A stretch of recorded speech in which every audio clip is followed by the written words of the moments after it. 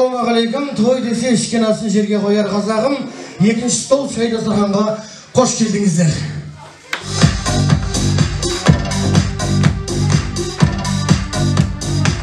Ал, рахмет. Балсыраға, келіңізші ортаға. Бір қазағымның керемет сөзі бар. Біз актеріміз, өмір кино, тым қысқа. Кім саудагер, кім суретші, кім ұста. Бәрімізде басты рөлде ойнаймыз, бөлек емес бір кадрда бір тұста. Қайта келіп, қайта түсу жоқ енді.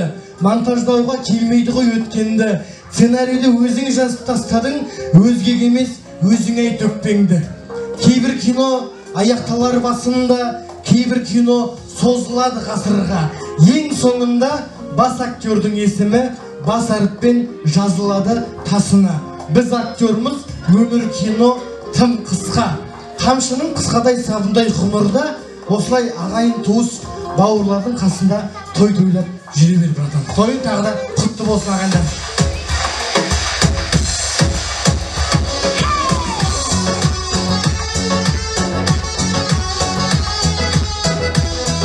Жолдың түндігін ашатын ортамызда бір топ жамағат ағаларымыз бар. Ортаға атын атап шақырайын. Аманжол Гүлім Нұрсұлтан Серікгүл, қателеспесем, Нұрсұлтан Серікгүл, Аслан Ботагөз, Әнуар Қажы дейді. Келіңіздер ортаға. Асабаның ағаларына өздеріңізді де. Енді естір болғаннан кейін, Балтасар ағамда сол жақ болғаннан кейін, ол сіздердің тойларыңыз құтты болсын. Ал, микрофон сіздің өзіңізде. Балтасар Айнұр, Айсөле қызымыздың туылығы құтты болсын, ғұмыр жасы ұзақ болсын, ойлаған арман мақсаттарына жетіп, иманды, салиқалы ұрпақ болуын Алла нәсіп етсін. Ассаламағалейкум, Әлбәке. Бүгінгі қуаныш құтты болсын. Енді Бәке жамағатқа шығарып отыр ғой, бірақ негізі бажам. Балтазар екеніміз бажамыз. Сондықтан Бәкең енді ақын ғой. Ақынша бір жауап берейін. Өлеңді құраушы едім алдалырақ, талабы жігіт едім табандырақ. Қайнапам-ау, таз деген әулеті көп, ұру еді, бажа болып жалғыз шығып тұрған жаман бірақ деп бір қалжыңдап қойын.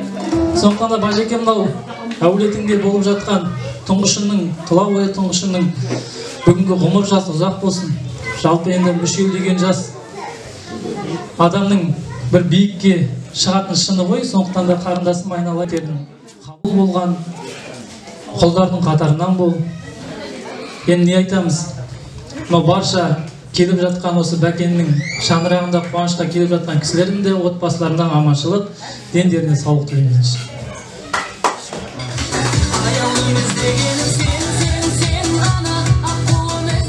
Ассалаумағалейкум, қадірменді үміт.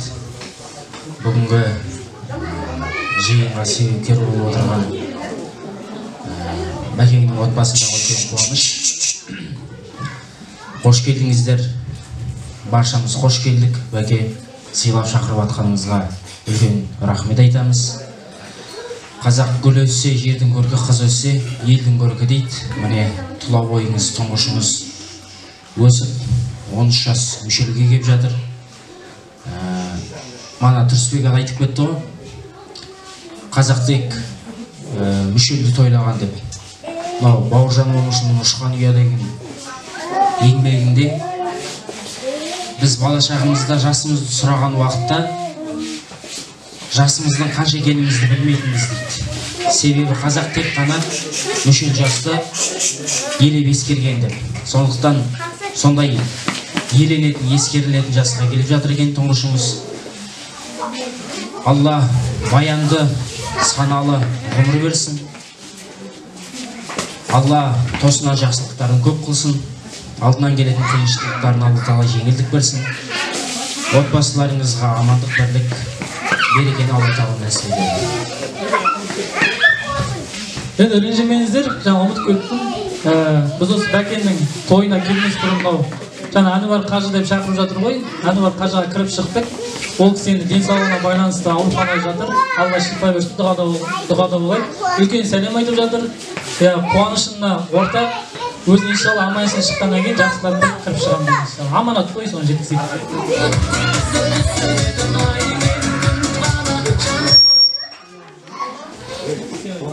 Ата әже, Балтазар Айнұр, бүгінгі қуаныштарыңыз ұзағынан болсын. Тұлабой тұңғыштарының алғашқы мүшел жасы құтты болсын. Тек қана тілерім бармақтай бақ, таудай қалап берсін. Ғұмыр жасы ұзақ болсын. Елдің, халықтың қызы болсын. Сендердің мақтаныштарың болсын. Ой, рахмет. Келіңіздер, кешек қырыздың көйделер келіңіздер. Сіздеріңізді білесіз. Балтазар ағам аудан бойынша емес, облыс бойынша емес, республика көлемінде шығып жүрген ақын екенін білесіздер. Балтеке саған арнап жаңа өлең жолдарын айтты, сен де бір айтып жүрмедің бе? Жауабым.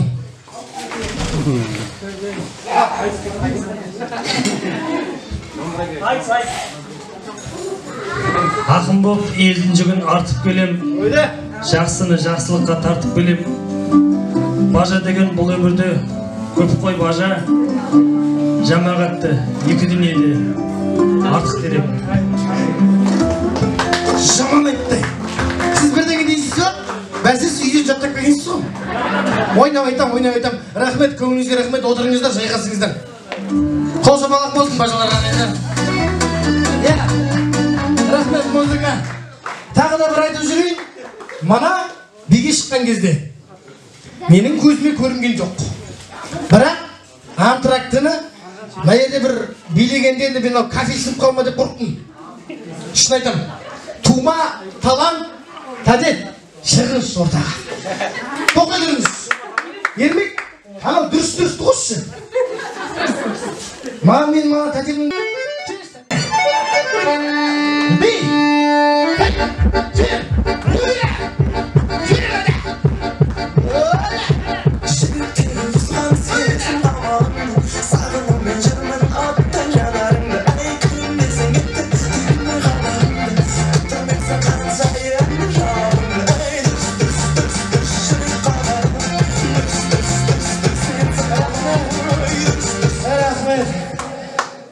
Жалпы ритм не екенін білесіз ба? Ойнап айтам.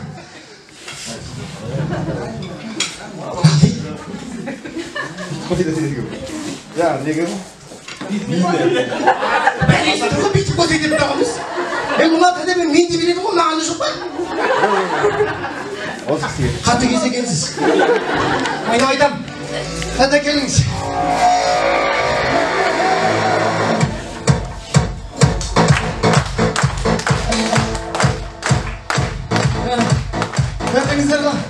Тәте мен музыка болсаңыз бас кетіп қой. Рахмет тәте. Міне, еңбегіңізді бағалап отыр. Қаншама адам отыр, арасынан 5 тілдеңе бердіңіздер ме?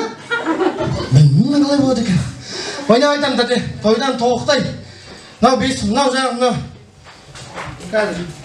Мынау подарка жаңағы ағамның атынан. Мынау 5 менің атынан. Ойнап айтам тәте, тойдан тоғықтай. Аға, рахмет, өнерді бағалап атқаныңызға. Манадан сөйлеп отыр, маған да жоқ болсын. Ойнап айтам. Рахмет, тәте. Осылай ойнап күліп жүре беріңіздер. Рахмет, тәтемізге қол шапалақ болсын.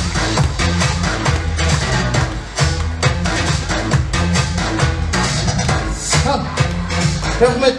Енді манадан бері той жүргізіп жатырмын, бірақ антракты кезінде келіп сұрап атқандар да бар. Сен қай жақтың баласысың, кімнің баласысың? Жап-жас болып микрофонның тізгінін ұстап отырған кімсің деген жайы бар. Енді ағайындар, құс емеспін, құстан биік самғаймын, от емеспін, оттан қатты лаулаймын, жел емеспін, желдей бірақ зымыраған, анам туған, әкеме мен ұқсаған, Дүйсенғалидің немересі, Асылхандарыңыз мен болам ағайындар, рахмет. Жаңағы сұрап жатқан кісілерге айтып жатқаным ғой, Қарасуда мектепте жұмыс жасайын. Тойларыңыз болса мектептен сұрап алыңыздар. Ойнап айтам, ары қаратай жалғастырып отырайық. Ортамызда бір топ нағашылар қауымы отыр екен. Нағашылар қауымы Күлдір, Айгүл, Ботагөз Ерлан, Асхат, Батырбек, Әсел, Жалғас, Балшекер, Сапар, Гүлнар, иә, қателеспесем. Келіңіздер, нағашылар қауымы.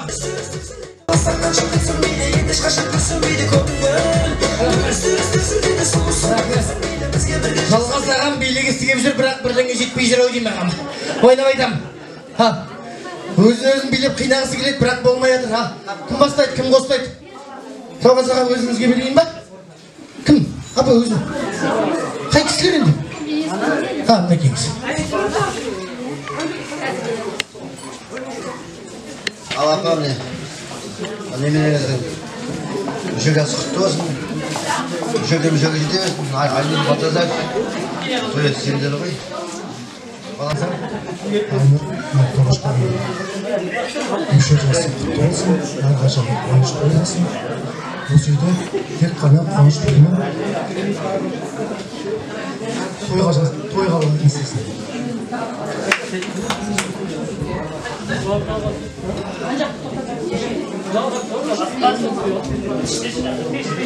Ал, құрметті жиналған қауым. Құдай, бүгінгі тойларыңыз құтты болсын. Балтазар Айнұр, бүгінгі Айсәуленің 13 мүшелі құтты болсын. Өмір жасы ұзақ болсын. Сендер ата-енесіне, ата-әжесіне, сендерге қызық қуанышын көрсете берсін. Оқуда озат болсын. Әр уақытта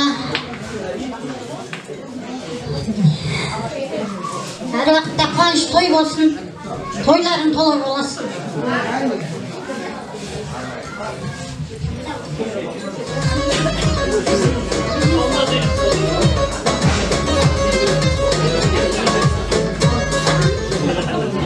Семьямыздың атынан Айсәулеге сырға қоржындарымыз бар.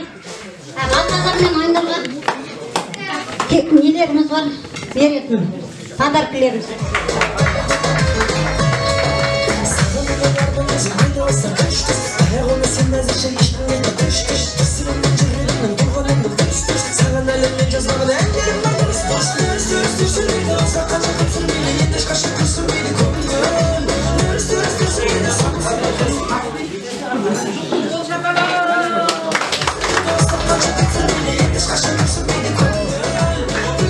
Рахмет.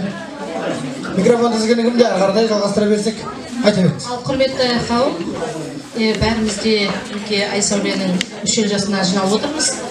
Айсәуле бүгінгі 13 мүшел жасың құтты болсын деймін. Ғұмыр жасың ұзақ болсын, денсаулығың мықты болсын.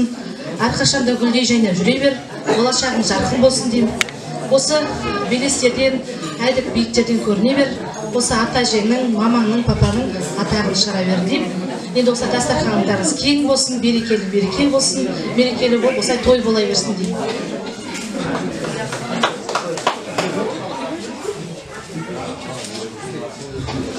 Саламатсыздар ма, тойшыл қауым?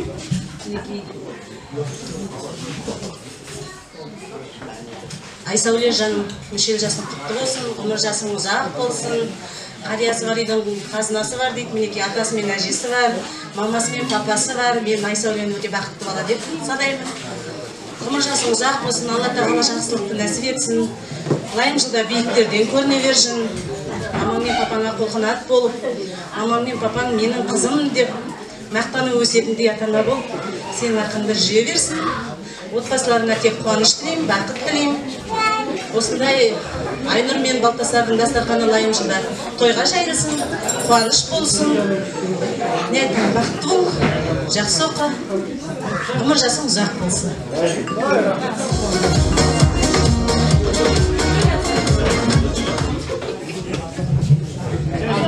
Балтазар Айнұр, бүгінгі Айсәуленің 13 жасы құтты болсын, өмір жасы ұзақ болсын, оқуда озат болып, осылай бақытты өмір сүре берсін. Туған құтты болсын.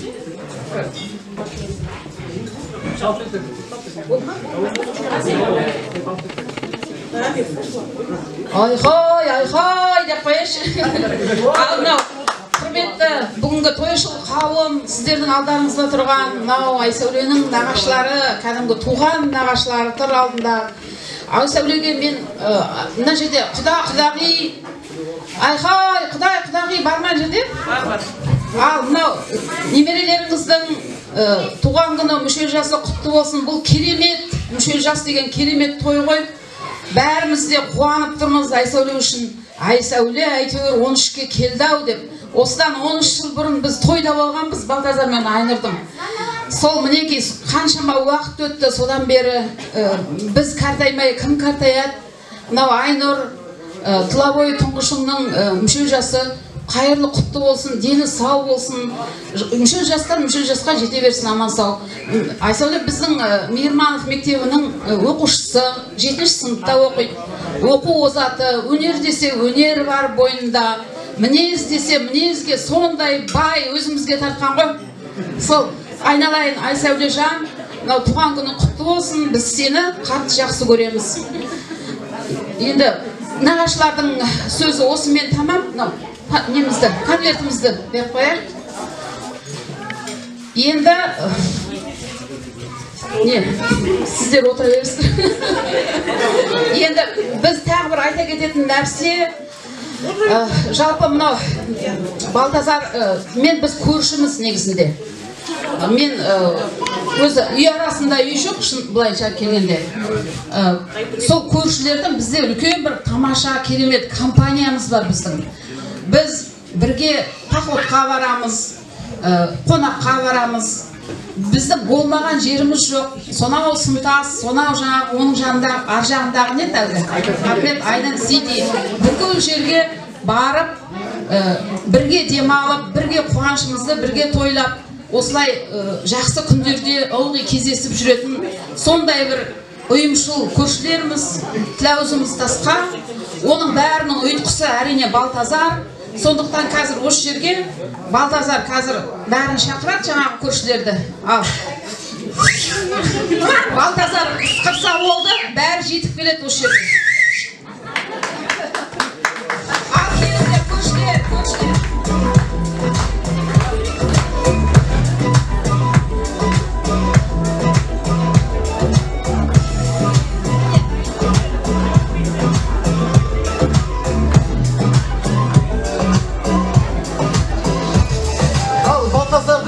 Заманауи шапан жауып отыр ағайындар. Қылжың алақ болсын. Ал бәрекелді. Ой бәрекелді. Рахмет. Көршілер қауымы жалпы магазинге бірдеңе қалдырдыңыздар ма? Ал. Көршілердің атынан Айсәуленің папасы мен мамасына арналмаған негізінде, ашуға арналмаған. Осыдан бірақ ашылсын тексереміз. Бұл Айсәуленің класстастарына арналған қоржын тәттілер.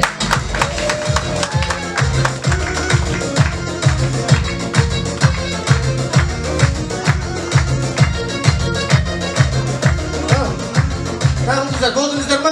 Фотоға сөз. Нағашылар не қылды өзі? Нағашылар отырмағандар, келіңіздер, бәріміз общий фото суретке түсіп алайық. Келіңіздер.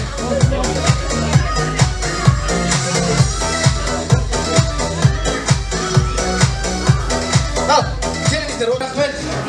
Не істедіңіздер, көршілер? Жоқ, билік, кәде сіз мені қазір ұрысыватсыз, тойдан шыққасын ұрып кетпеңіз өзі. Ал. Осы тойға келген соң ақын жырын арнадым. Бүгінгі Айсәуленің қуанышында осылай мен әнімді арнадым. Миллион, миллион, миллион қолғайда, қаттырақ шапалақ соқсаңдар болмай ма? Бүгінгі Айсәуленің мүшел жас тойында осылай әнімді арнасам болмай ма? Бірге миллион, миллион, миллион қолғайда, қаттырақ шапалақ соқсаңдар болмай ма? Бүгінгі Айсәуленің мүшел жас тойында осылай әнімді арнасам болмай ма? Тағы да қуанышың құтты болсын. Рахмет, отырағы жайған сабай. Ағайындар, тойларыңыз құтты болсын. Ал, қаранау көршілер қауым айтып отыр ғой, билемейміз ба деп.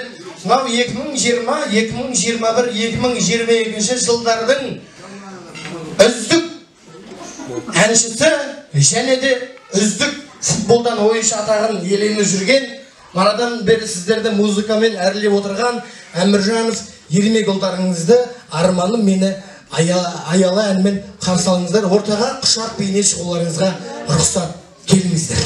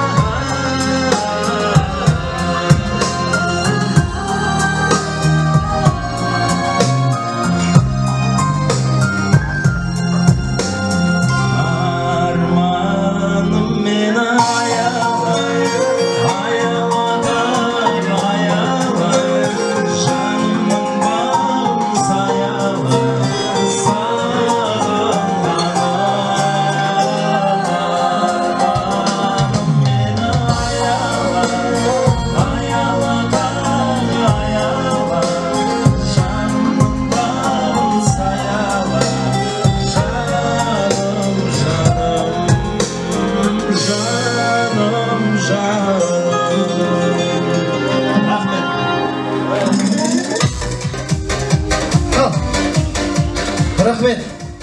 Енді ағайындар, маған өзінің еркімен 6 әйел кісі шықса, билет дейміз, отырасыздар. Шын, билет деймін, өзінің еркімен. Өзінің еркімен. Көршілер қауымы бар ма? Міне, біреу кетті. Өзінің еркімен қане шыңғыстай. Билет дейміз, шын айтамыз. Жарайды, болмадыңыздар ғой. Кім, айтыңызшы. 6 әйел кісі. Гүлзат. Нұргүл жеңгей. Нұргүл жеңгей, Гүлзат. Гүлім жеңгей. Гүлім жеңгей. Баян. Баян. Келіңіздер. Айтты ғой, есімдеріңізді айтты, келіңіздер одан. Қане шығыңыз. Біреу, үшеу, біреу. Қане келіңіз. Енді біреу. Билеттейм, шын айтам. Билеттейм.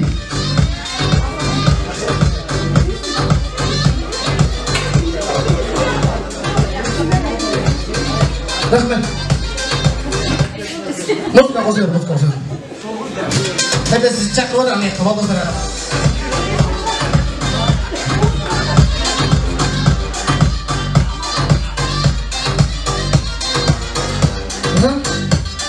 Рахмет музыка. Алтауымыз тұрық, я? Так, бұл үш ойынның қосындысы. Бірінші ойын саннан басталады қазір. 1-ден 10-ға дейін сан. Мен қазір бір сан айтам.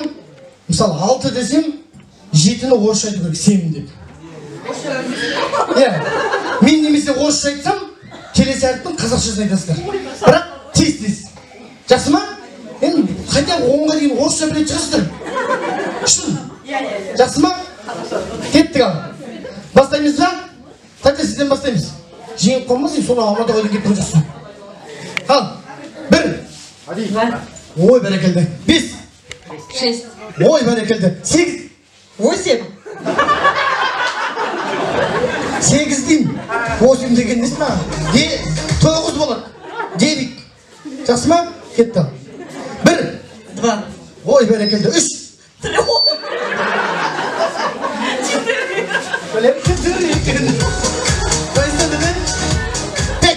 6. 8. 9. Сәл зависеть етіп қалдыңыз ғой. Қайсы өтеді?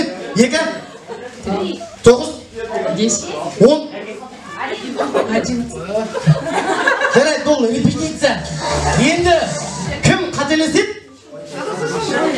Жоқ, не ма? Сіздер төртеуіңіз күшті армасып, екеуіңіз армаспайсыздар ма? Неге бөлінесіздер? Жақындап тұрыңыздар ғой, құрсын. Тәте жақындаңыз. Дайынбыз ба? Болса жаңағы репетиция ол. Енді қазір қайтадан бастаймыз. Жаңа айттым ғой, 10-ға дейін дедім. 10-ды айтқанда 11-ді айту керек. Жақсы ма? Дайынбыз ба? Один етсіз. 12. Тәте бір дедім ғой жаңа. Үйдегі өзі 10-ға дейін дені ғой. Тәте сізге айтып отқан жоқпын, қалай деп неге істемей ақ қойыңыз. Дайынбыз ба? Жарайды, ал кеттік ал. 1, 2, 3. 4. Тәте ойланып қалды ғой. 4. 6. Кім олау? Жаңа ойынға шық дегенде неге шықпады? Кім? Тәте не ол?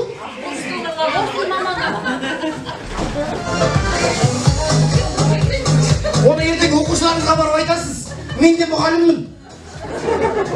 Дайынбыз ба? Тәте сізге келдім ба? Ана көмектесіп отыр. Көршілер қауым екен ғой, бір-біріне көмектесіп отқан. Өтіп бартқан қош, тәте. Мама. Ал, тәте жалғастырамыз. Тәте күшті күн күліп тұра береді. Ал, жаздырамыз. 8. 9. 5. 6. 6. 7. Оны ұтып тұр ғой тәте башы. Тақ ұтып тұр ғой. Кетті қал тәте. 9. 10. 11. Кім деген әтсәті сіз ба? Қателестіңіз, көрдіңіз ба? Кетті қал. 0.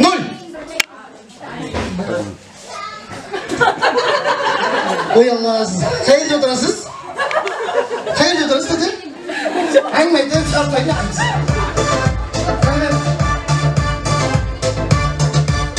Ақылдасу жоқ. Көмек сұрау жоқ, ақылдасу жоқ. Енді мына аяқтан бастайын. Тәте сіз кішкене ойланып алыңыз, я? Дайынбыз ба? 3. 2. 4.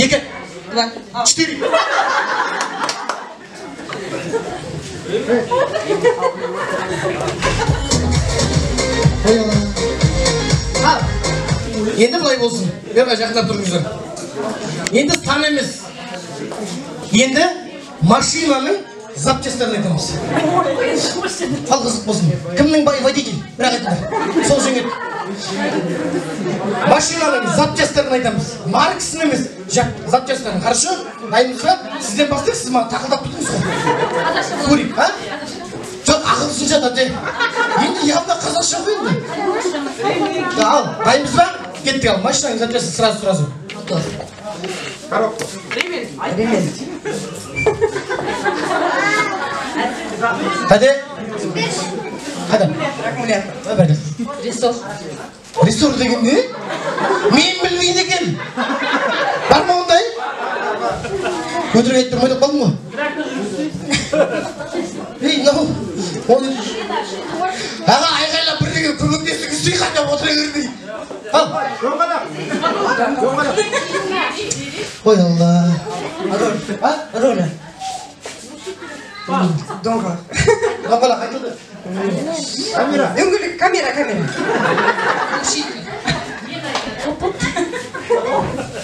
Какая? Коробка. Жаңа тақылдап тұр едіңіз ғой, екеуіңіз.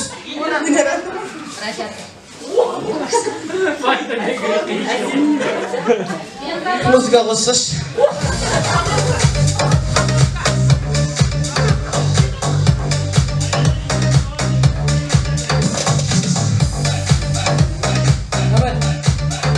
Аман болыңыз, сау болыңыз, аман ойға айтып барыңыз. Жақсы ма? Дайынбыз ба? Жақын тұрыңызшы. Тағы тарағар деймін. Жаңа айтылған нәрселерді айтпаймыз.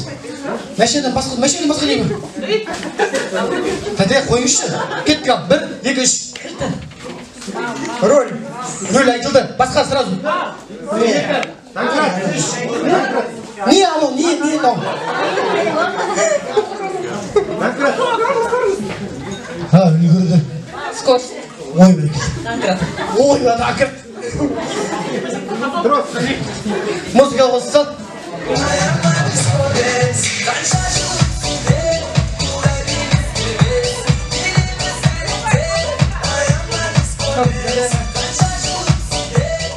Сіз үйге негізі плюспен баратсыз. Мана 5 мың, мына шампунь әдемі. Ал, келіңіздер. Бір-бірлеріңізге напротив тұрып болыңыздар. Көршілер ма екеуі? Сіздің? Екеуі де көрші ма? Неге жоқ деп тұрсыз? Мен ұрсай деп тұрсыз ба? Жеңгемен бөле ма? Ал, көрейік. Енді тез машинаның маркасын айтамыз. Машинаның маркасы. Жақсы ма? Дайынбыз ба? Волга. Жигули. Мерседес. Мазда. Запорожец. Десятка. Жигули. Шестерка. Опель. Нива. Камри. Нема бір иномаркаға шықпайсыздар ма? Күлең Волга айтып отырсыздар ғой. Сәмет оғылған жарайды. Жалғастырамыз ба? Семерка. Анағы режиссерді айтқан осы кісі емес па, я? Сіздің жолдасыңыз трактор айдайын ба? Бәсе бұзылатын заттарды айтып отыр ғой күлең. Ал, кеттік. Пассат. Пассат айтылды ма? Айтылған жоқ. Джип. Шкода. Ауди. Санағын айтты ғой, джип айтылды ма дейсің? ВМБ емес, БМБ ол деді. Өйтіп Германияның мәселесін қорламаңыз. Кобальт. Приора ма? Приора, ол природа емес, приора ол. Иә. Гранта. Пятняшка емес, пятняшка. Жаңағы орыс тіл пәнінің мұғалімі. Мұны яқта қате сөйлеп жатыр. Қатені сөйлеп отырайық. Вазик. Тәте сіз вообще бар ғой? Көмектеспеңіз ешкімге. Басқа марка айтыңыз. Ана көмектесті ғой жаңа. Оны айта алмайды. Ламборджиниді айтып, пятнашканы өзін айта алмайды жоқ қой тәте. Ламборджини ауырып келеді өте. Kia. Bir, екі. ГАЗ-53. Ой, ауыр кетті ғой таңда. Ол қалай болады екен? Экскаватор дегенімізге шүкір әйтеуір. Трактор айтылды, айтып қойды ана жақта. Ой, мынау комбайн деп кетті. Ой, КамАЗ. Az айтылды. Зил.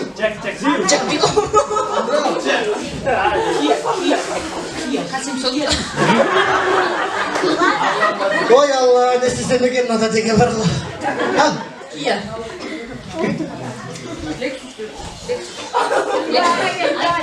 Сіз тәте не мынаған болсыңыз, не мынаған болсыңыз? Лада. Лада айтылды. Hyundai емес ол, Hyundai. Кім айтып тұрған? Hyundai емес ол. Nissan емес, Nissan ол. Соңғыза? ДТ.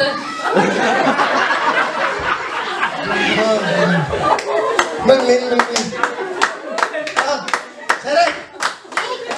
Енді сіздердің шапалақтарыңызбен көрейік.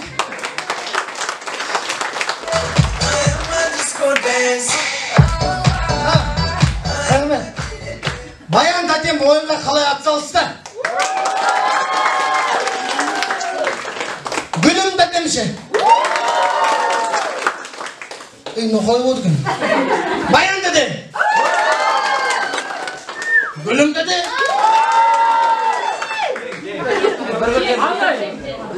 Хотя бы сіздер айқайласаңыз бізде бір жаққа болсын. Баян тәтем! Gülüm dede degende kalktık kalemize birimize. 1, 2, 3. Gülüm dede! Ha, gülüm dede şimdi.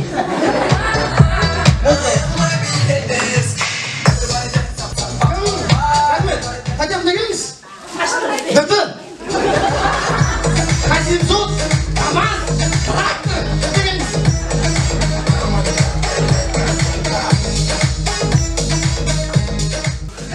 Kim gelirsin buradan? Ha, oyvay, hadi kiliniz. Muzika.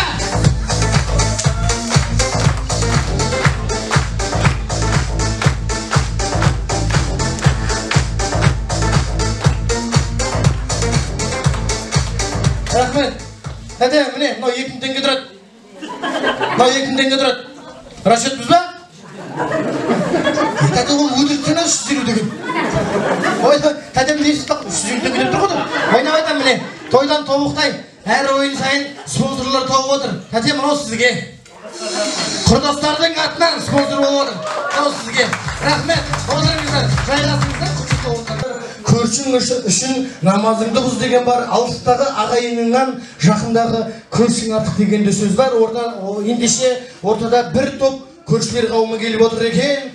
Базарбай, Гүлзада, Бақытгүл, Ақбалдақ да? Ақбалдақ, Меруерт, Сәуле, келіңіздер, көршілер қауымы. Рахмет. Енді мен сұрайын. Көршілердің арасында сіздер әйел кісілер шықтыңыз ғой, қайсысы келіңдер? Көрші, Балтазар ағаның үйінде көршілердің арасындағы сіздердің арасында келіңдері болады ғой. О, ешкім жоқ па? Барлықтарыңыз сол жерде баяғыдан тұрасыздар, иә? Ой, міне жақсы болды ғой. Ал, кім бастайды, кім қостайды деп сұрағаным ұят болады шығар, ортамызда ағамыз тұр ғой. Келіңіз. Ал, бастаңыз. Қалай екен аға? Мынаяқта үшеу, мынаяқта үшеу. Алда елел болыпсыз аға.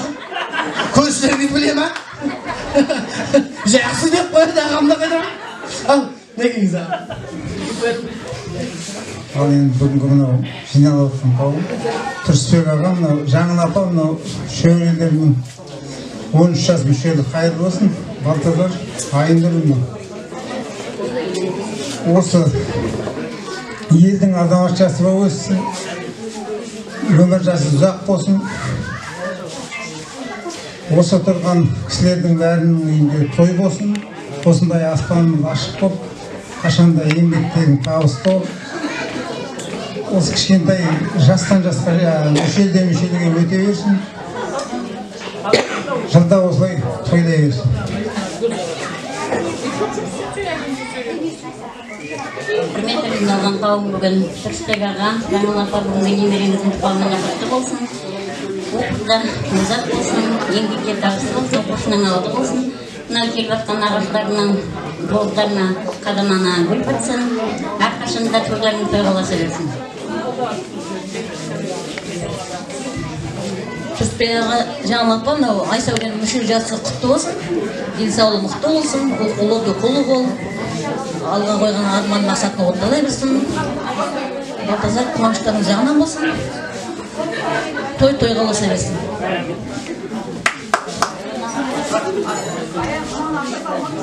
Ал құрметті қонақтар, Тұрысбек аға, жаңыл апа, Айсәуленің бүгінгі мүшел тойы құтты болсын. Мен осы ауылға ең бірінші рет келген кезімде мына Балтазар 6 жасар бал еді. Міне уақыт деген зымырап өтіп барады. Содан бері 25 жыл болған екен. Міне мұның да баласы бүгін мүшелге жетіп отыр. Ұзағынан болсын. Елдің қызы болсын, бұрымды болсын, білімді болсын. манадан бері айтып жатқан тілектердің бәрі періштенің құлағына шалынып қабыл болсын. Иә, Балтазар, саған тоқтала кететін болса, мінекей бір ненің дізгінін ұстап отырсың. Иә, дізгін ұстаған адам қандай болады? Кетегеден биік жусаннан аласа, осы қалпыңнан тайма. Иә, жақсы болсын, жаман болсын, 15 жыл көлемінде қара шаңырақты ұстап отырсын. 3 мезгіл шайын қойып, сол босағада отырған Айнұр, саған да көп-көп рахмет. Айсәуле, осындай семьяда өсіп келе жатқан, сен бақыттысың. Бүгінде апаларының, ағаларының жолын берсін. Мен саған бір-екі ауыз бір жазған ақынды емеспін, ақынға жақынды емеспін, бірақ бір-екі ауыз тілегім бар еді, соны жүруге рұқсат етіңіздер. Ортақпыз дәл бүгінгі қуанышқа, мүшел жас басқа тойдан орны басқа, қияда әркез самғап жүре берші, аман есен жете бер жастан жасқа. Құлпырып Балтазар мен Айнұрдың қызғалдағы, сендерді жетілдіру ата-ананың басты арманы, өмірдегі жақсылықтың бәрін тілейм, өлең менен әжем бүгін жүр жолдады деп, мына басқандай сыйлығымды қабыл ал.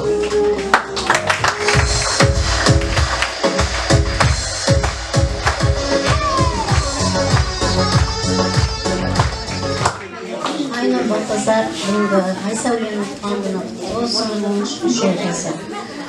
Сендерге қызықтарын көрсете берсін, жасы ұзақ болсын, бастабайлық денсаулық беріп, денсаулығы мықты болсын, дастархандардың тек қана осылай қуанышқа жайылсын.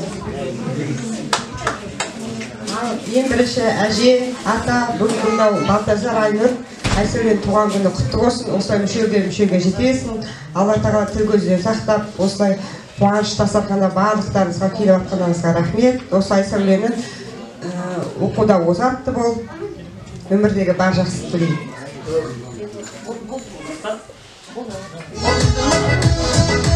Рахмет, көрсен қауымға келіңіздер, естелік фото суретке түсіп алуларыңызға рұқсат. Келіңіздер.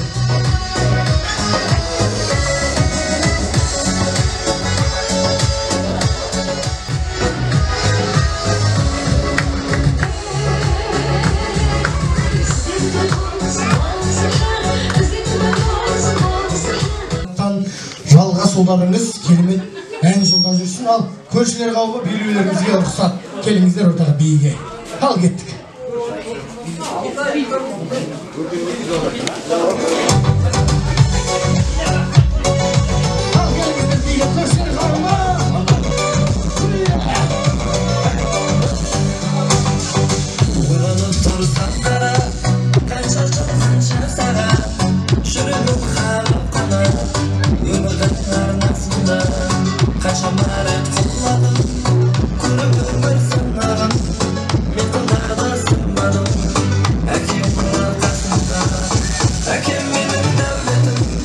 Anam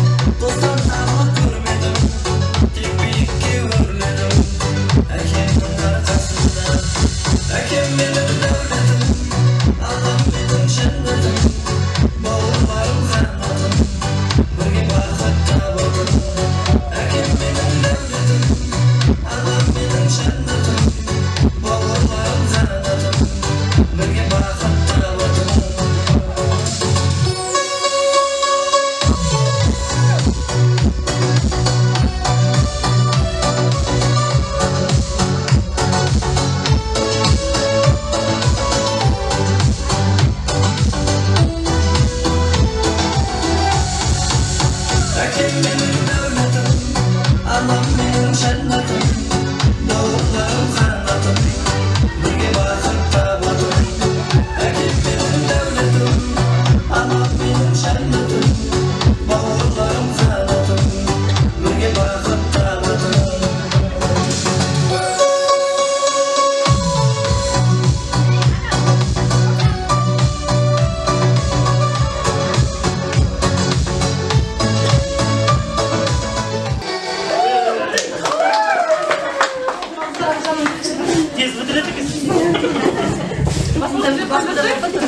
Ал, тарқамаймыз, ортада керемет тағы жұп болсын.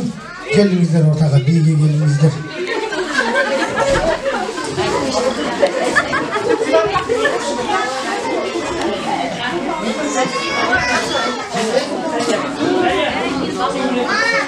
Ал, жаңа не, Балтазар ағам айтып отыр. Балтазар ағамның қызы Сәния жалғас ағасының жолын қуып келіп отырған Сәниядан бір керемет ән болсын. Ортада көршілер қауымнан керемет би болсын. Ал, на, Сәния.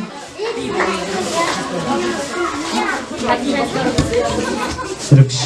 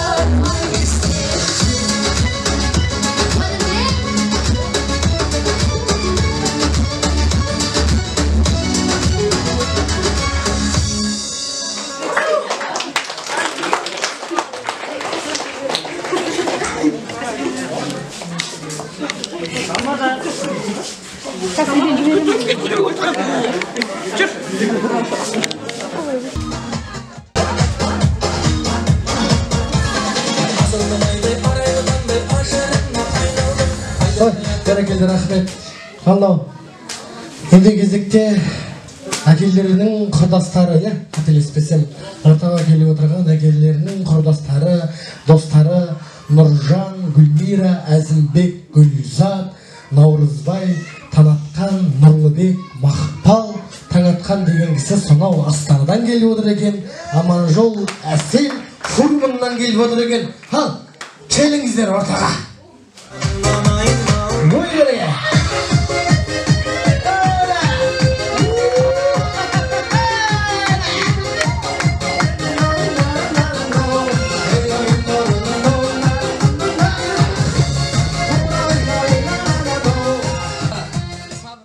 сабыр.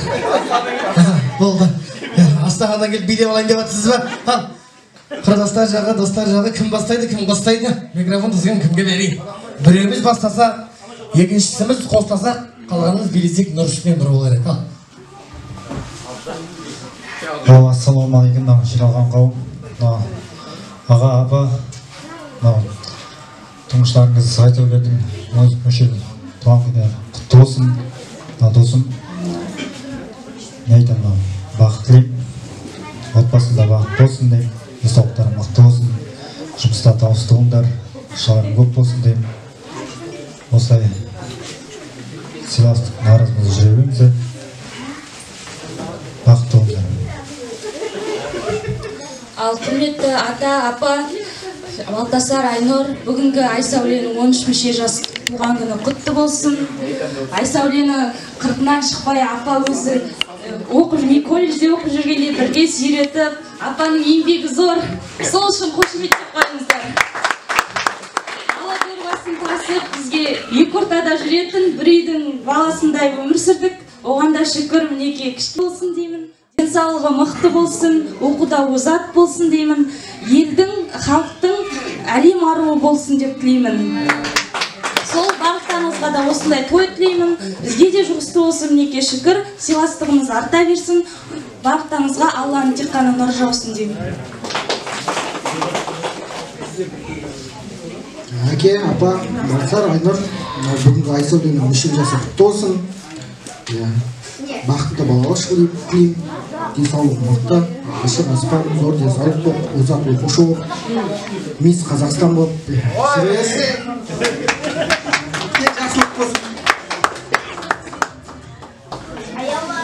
Ал әке, апа, мына Балтасар, туған күні құтты болсын. Айсәуле жасқа толай бер, денсаулығы мықты болсын. Сабақты жақсы оқы.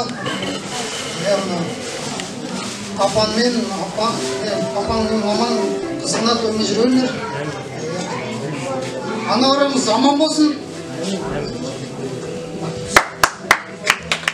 Әке, апа, Балтасар, Айнұр, бүгінгі қызымыздың туған күні құтты болсын.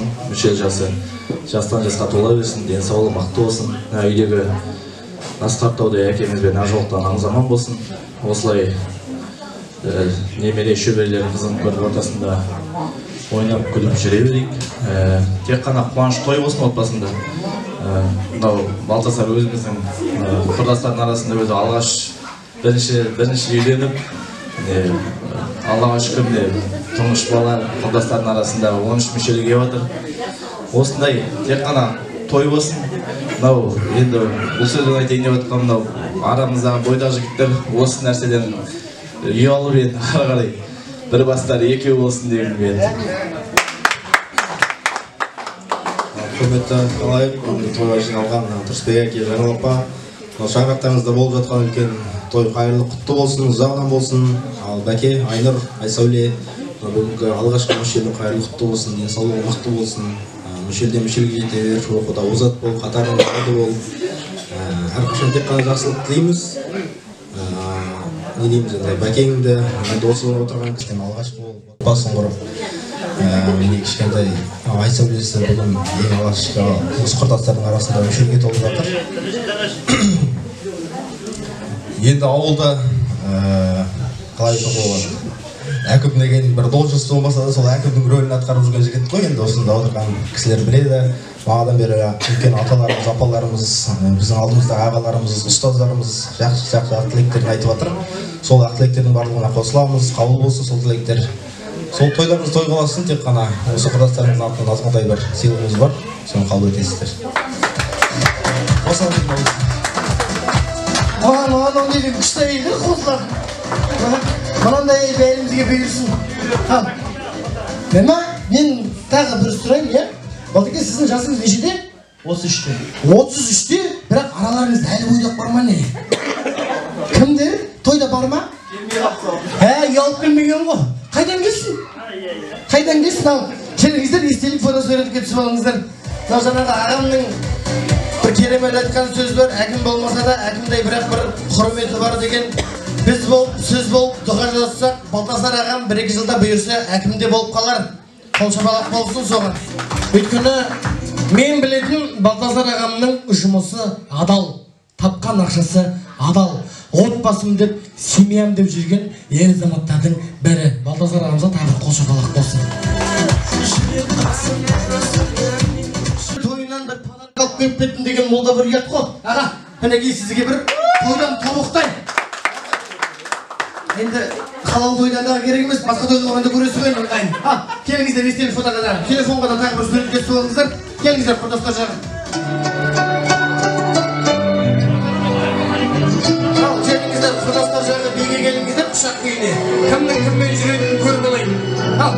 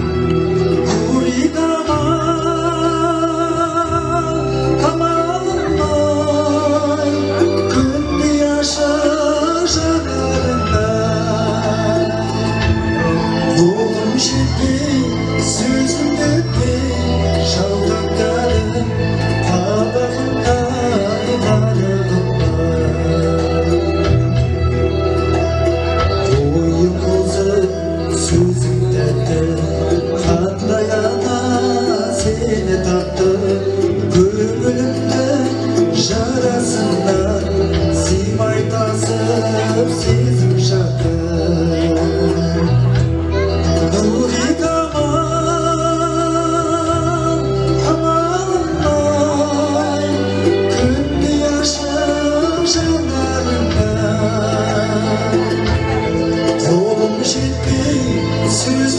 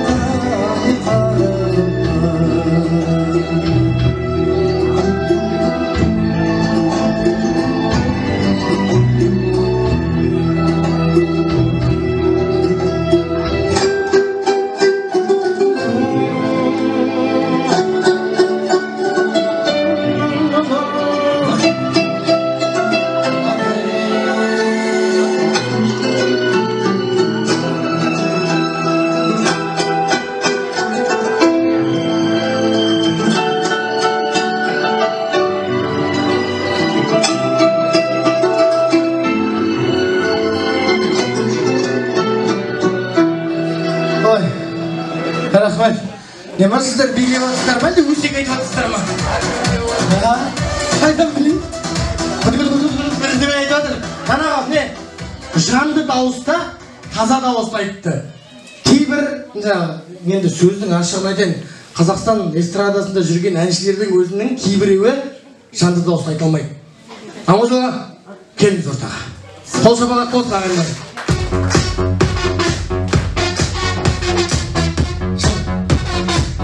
Сөздің ашығы керек.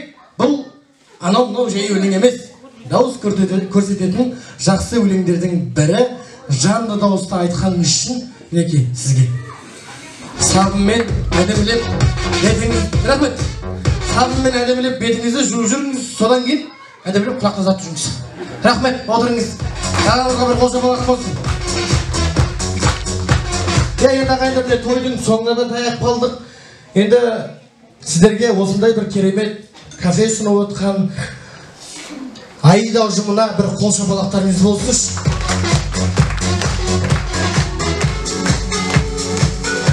Және де сіздерде манадан бері айтып отқаннан тарихта қалдырып отырған біздің фотограф жігітімізге қол шапалақ болсын. Және де манадан бері 4 сағат бойы бір тесікке қарап тұру оңай емес ағайындар. 4 сағат бойы бір тесікке қарап тұрып, сіздерді де видеоролик арқылы тарихта қалдырып отырған Әнет пен Ислам ұлдарыңызға қол шапалақтарыңыз болсын.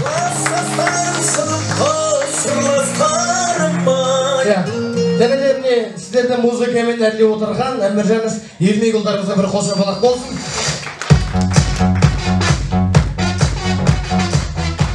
Енді кейбір жерлерде сіз деудің орнына сен деп, немесе сен деудің орнына сіз деп қалып атсам, айып етпейсіздер. Бұл тойдың соңы емес, бұл тойдың басы. Маған да бір қол шапалақтарыңыз болса.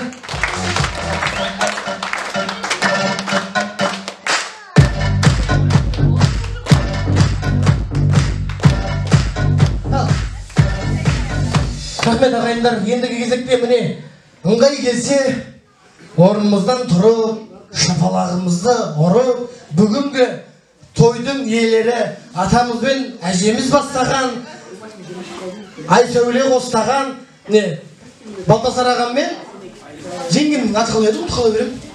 Жеңгемнің аты. Де сізден ұмытып қалыпсыз ғой. Айнырда демді ортаға алдырайық, тойдың иелерін. Шапалақ болсын ағайындар.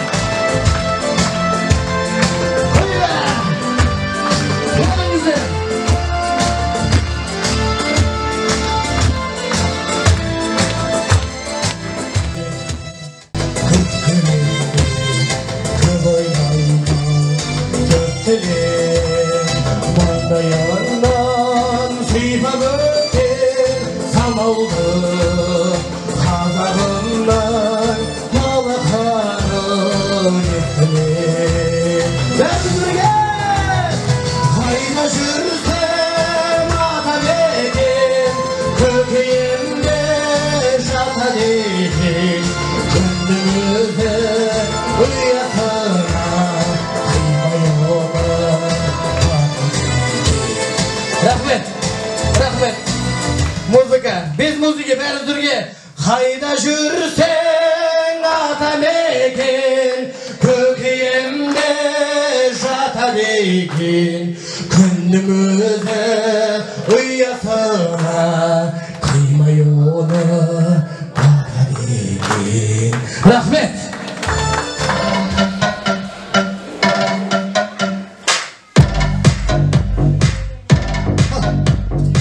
Рахмет музыка.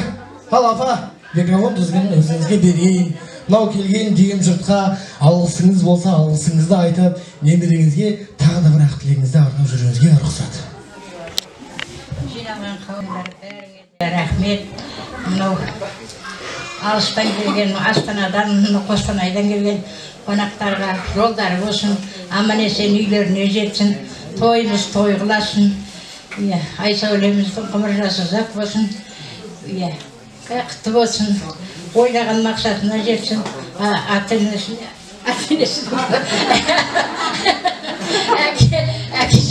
шешесіне жемісін жегізсін, денсаулық берсін Алла. Бәріңізге көп рахмет. Аман-тоғайдан келген болар. балалар бәріңе де алырда өсін. Өзіміздің есілден келген балалар бәрің де аман болыңдар, бәріңнің үйінде осындай той болсын. Былайым тойда басымыз қосылсын. Мен айтқаныңыз келсін. Ал, құрметті бауырлар, достар, ағалар, інілер, жамағаттар, мынау бәріңіз келіп осылай қуанышымызды көтеріп атсалысып отқандарыңызға Аллаға разы болсын. Осындай той қуаныш өздеріңізде бола берсін. Мен мынау осыдан 13 жыл бойы 13 жыл бұрын әкем мен шешем қалай той жасады екен, мен 60 адамға миым ашып жатыр. Қалай болады екен деп. Не деймін енді, рахмет мына осы тойға атсалысқан менің достарым Нұржан, Гүлмира, Әзімбек, Гүлзат, Наурызбай, сонау Астанадан бір сөзім жерге қалдырмай келіп отқан Тақан, мұндай бір рахмет, аман жол досым келіп жатыр. Студент кезден бері осы бір бөлмеде осы Айсәуленің туғаннан бастап осы оқу бітіргенге дейінгі куәгері осы аман жол досым қасымда бірге болған. Мұндай бір рахмет, аман есен жолдарыңыз болсын. Өмір болсын, талай қиыншылықтар болады ғой енді. Сол кезде қиналғанымда көмек сұрап, қолымды қайтармайтын ағаларым, Жағапар ағам бар, Әбекем бар, Абдрахман аға, Сағдат, Руслан деген ағаларым бар. Соларға да мұндай бір рахмет, Алла разы болсын. Не деймін, өзімнің әпен балдызымды осы тойдан бері атсалысып жүгіріп жүр. Айсәуленің ағашылары келіп жатыр, оларға да мұндай бір рахмет. Ойламаған жерден бір сюрприз болды. Келетін бір күн қалған кезде айтып тұр ғой, келе жатыр деп, естиміз деп. Рахмет көп-көп баршаңызға, Құдай қосқан көршілерім, менің кішкентай демей бір ауыз айтқан сөздерімді көтеріп, осы емшілдігімізді арттырып, бірлесіп, осылай тату-тәтті өмір сүріп жатқан менің көршілеріме мұндай бір алғыс, көп-көп рахмет. Мына жерде Руслан ағам, Гүлім жеңгем бар, Саян бөлем, Баян бөлем, Олмекен. Мұндай бір рахмет, осылай менің қуанышымды көтеріп, біздің әулетті қуанышын көтеріп, яғни осылай атсалысып келіп жатқандарыңызға, Астанадан 2 үлкен ағамның ұлы келіп жатыр. Оларға да көп-көп рахмет, аман есен елдеріңізге жете беріңіздер. Енді осы қуаныш тойдың бәрі енді әуелі Алла, екінші осы ата-анамның арқасында осылай өтіп жатқаны. Сіздердің алдыңызда әке-шешеме бір тағзым етіп қояйын. Ой, бәрекелді, шапалақ болсын.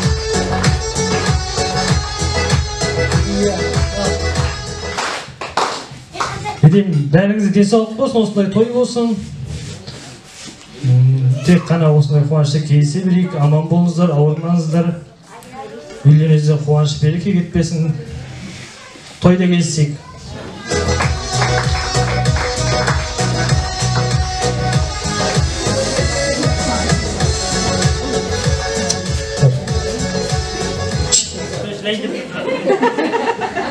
Тәтешілеу жоқ. Келіп отқан барлық қонақтарға мың алғысымды айтамын. Осындай сіздерде той болсын. Айтса барлығын айтып тастап, не айтты?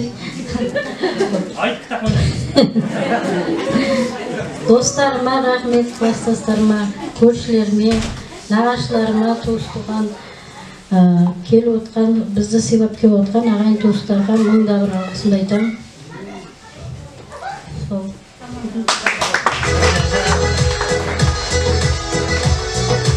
Осы жерде сіздердің де, біздердің де той иесін, шашбауын көтеріп жатқан жаңағында қамат жігіт айтты Асылқан бауырыма. Осы жігіттерге мұндай бір рахмет. Көп Алла разы болсын жігіттер еңбектеріңе. Енді міне мен осы тойға бір ай бұрын құрдастарыма, ең бірінші айтқан құрдастарыма бір ай бұрын айтып жатырмын. Астанадағы жігіттер, басқа қаладағы жігіттер қалып қоймаңдар.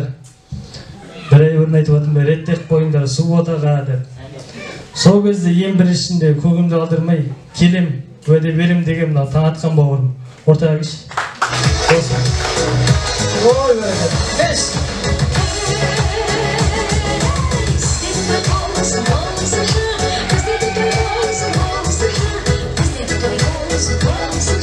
Рахмет бізге. Иә, мына енді орамал тон болмаса да жол болады дейді. Мына шапан иықты, иығына шапан жауамыз. Осы арнайы келген үшін онда рахмет деп. Енді Астанадағы бала жігіттер ішіп білдір осындай. Еселі фотоға сөйлетке сұлуыңыздар. Иә, бір жағынан Астанадағы жігіттердің іші үйсін, бір жағынан бірақ шалы болуымен.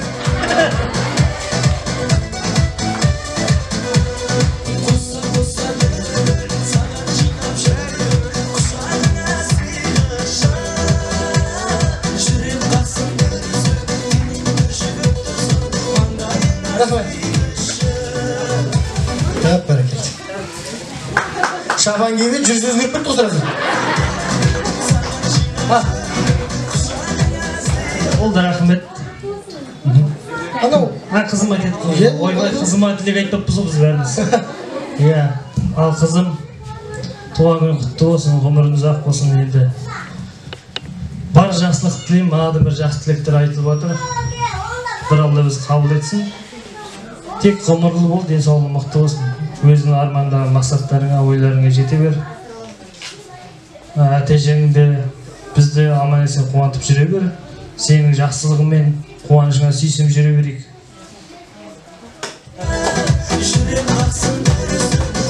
Құтты болсын, ғұмыр жасың ұзақ болсын, оқуда озат бол, халқының қалаулы қызы болып, бар жақсылық тілеп, армандарың орындалсын. Иә, онда көп ол жаңа.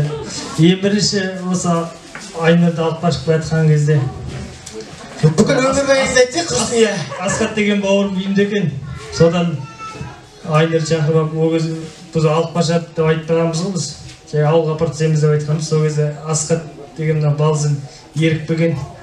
Үйге келген кезде бір-ақ болды ол Айнұрды алып қашып келген кезде. Мына Асқат бауырым досым ба? Ойбай. Балзым ба? Астанада келіп отқанша мұндай бір алғыс айтамын. Рахмет. Балдыңыздар ма? Есел фото өткізіп алыңыздар, келіңіздер. Ол кезде қайнамыз ол әлбі алауы. Есел фото сөретке түсіп алыңыздар.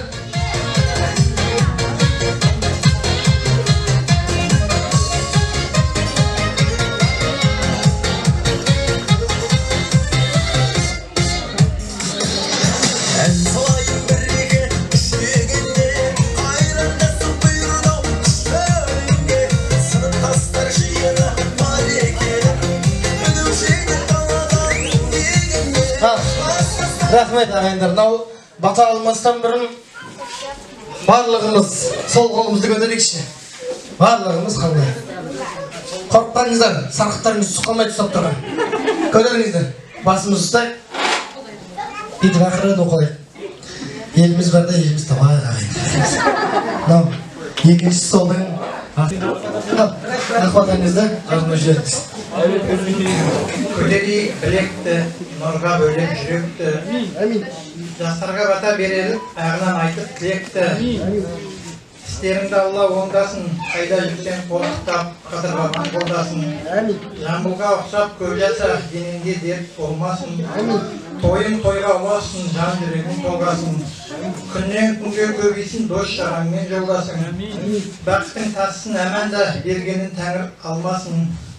Ұрпағымен көбейіп, балаңменен немерең, шөберемен шөпшегің, туа жаттермен жалғасын. Әумин, иығыңызға шапан, келіңіз ал.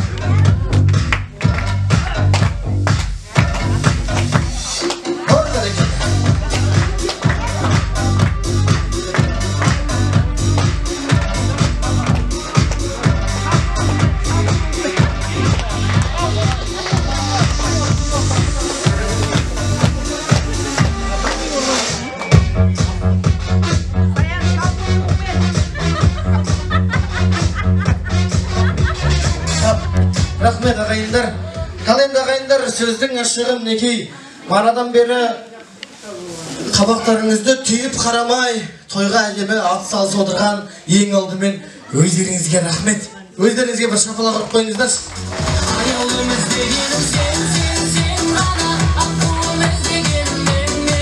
Рахмет ағайындар, бұл тойдың соңы емес, бұл тойдың басы.